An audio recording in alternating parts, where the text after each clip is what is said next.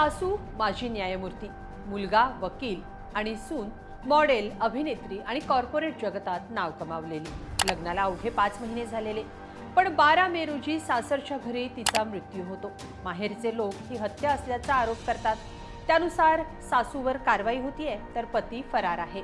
आता पोलिसांनी फरार पतीच्या नावावर 10,000 रुपयांचं बक्षीसही जाहीर केलंय. तर हत्येपूर्वीचा एक सीसीटीव्ही फुटेज समोर आलंय, ज्यानं आणखीनच खळबळ माजलीय. भोपाळच्या ट्विशा शर्मा प्रकरणाची देशभरात चर्चा का होतीये? समोर आलेल्या सीसीटीव्ही फुटेजमध्ये ट्विशा चालत जाताना दिसलीये, पण मग पुढे काय झालं? मृत ट्विशा शर्मावर सासूनं काय आरोप केलेत? आणि सगळ्यात महत्त्वाचं, ट्विशा शर्मानं तिच्या आईला पाठवलेले मेसेज काय होते? त्यातून काय खुलासे होतात? सगळं सविस्तर पाहूया या व्हिडिओतून. नमस्कार, मी स्वाती पाटील. ही बातमी तुम्ही पाहताय lokmat.com वर. ट्विशा शर्मा मॉडेल आणि अभिनेत्री. मूळची नोएडाची असलेली ट्विशा सध्या भोपाळमध्ये राहायची.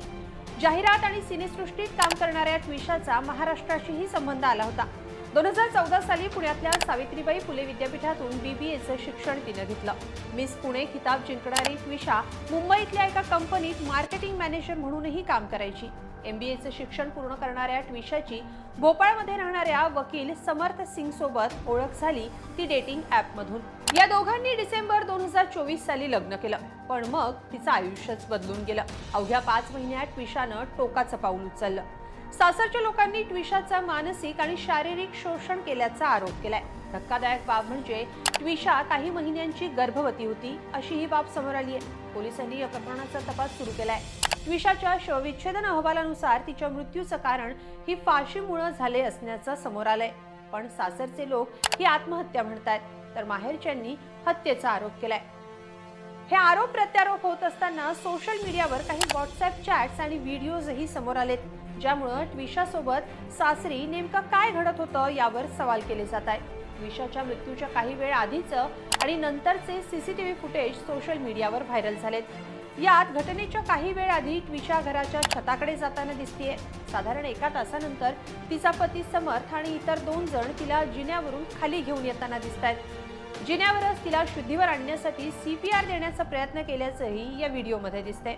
या व्हिडिओनुसार ही घटना 10 मे रोजी घडल्याचं दिसतंय. मात्र सीसीटीव्ही सिस्टीममध्ये वेळेची मोठी चूक आहे आणि ही घटना 12 मे रोजी घडल्याचं ट्विशाच्या कुटुंबियांचं म्हणणं आहे. पुरावा मिटवण्यासाठी तारखेशी छेडछाड केल्याचा आरोपही त्यांनी केलेला आहे. तर ट्विशाच्या सासू आणि निवृत्त न्यायमूर्ती गिरीबाला सिंग यांनी हे सगळे आरोप फेटाळून लावलेत. ट्विशा ही मानसोपचार तज्ज्ञांकडून उपचार घेत होती. तिला सिझोफ्रेनिया या गंभीर मानसिक आजाराची औषधं दिली जात होती, असा दावा त्यांनी केलाय.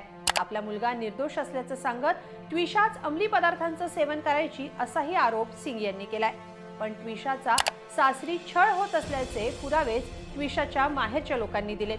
यात ट्विशानं तिच्या आईसोबत आणि बहिणींसोबत केलेलं मोबाईलवरचं चॅट समोर आलंय, ज्यात ट्विशानं आपल्यावर होणाऱ्या अत्याचाराबाबत घरच्यांना सांगितलं होतं.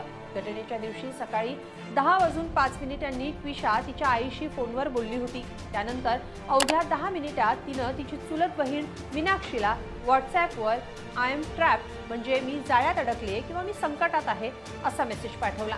आता कुटुंबियांचा असा प्रश्न आहे की आईशी हसून बोलणारी मुलगी अवघ्या 10 मिनिटात आत्महत्येचा विचार कशी करू शकते?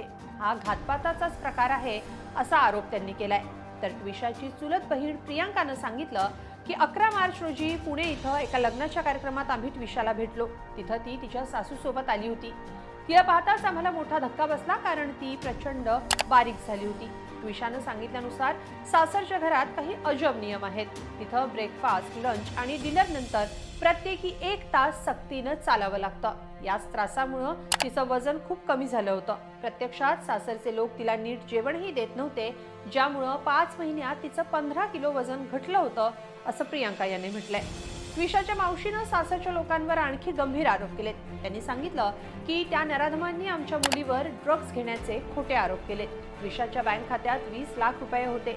तिचा पती समर्थ सिंग तो पैसा त्याच्या खात्यावर ट्रान्सफर करण्यासाठी ट्विशावर सतत दबाव टाकत होता. 13 मे रोजी ट्विशाची आई तिला भेटण्यासाठी भोपाळला जाणार होती, पण तिच्या सासूनं फोन करून धमकी दिली की जर तुम्ही इथं आला तर तुमच्या मुलीचा संसार उद्ध्वस्त होईल, त्यांचा घटस्फोट होईल. याच भीतीनं आई तिथं गेली नाही आणि त्यानंतर ही दुर्घटना घडली, असं ट्विशाच्या मावशीनं म्हटलंय.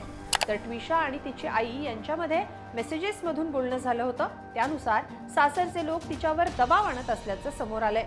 या हाय प्रोफाईल प्रकरणात ट्विशाची सासू गिरीबाला सिंग हिला कोर्टाकडून अटकपूर्व जामीन मिळालाय, तर मुख्य आरोपी आणि पती समर्थ सिंग याचा अटकपूर्व जामीन अर्ज कोर्टानं फेटाळून लावलाय.